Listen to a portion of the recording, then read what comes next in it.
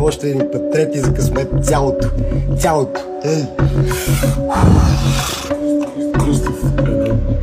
Най-вероятно, ако се пусна на рап батъл, ще запецна. Аз съм поет, трябва да пиша и да седна и наистина да напъна тези умопомрачителни умотворения. Друг е въпросът, защо трябва толкова да го напъвам. Това е просто рап, отпусни се бе брат, ей, отпусни се бе брат.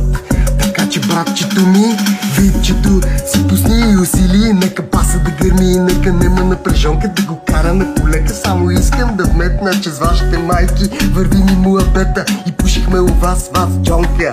Щото не съм пета? Не, курза Айнстайн мялбал и твоята чикчиричка, продуцента ти е некоя масна чичка, нали бе мазна? Разврата е болест коварна, за моето гранда молим за една реална. По-мога да пиеме Бургаско в Софийско. Има ли ти нещо по-различно, бе?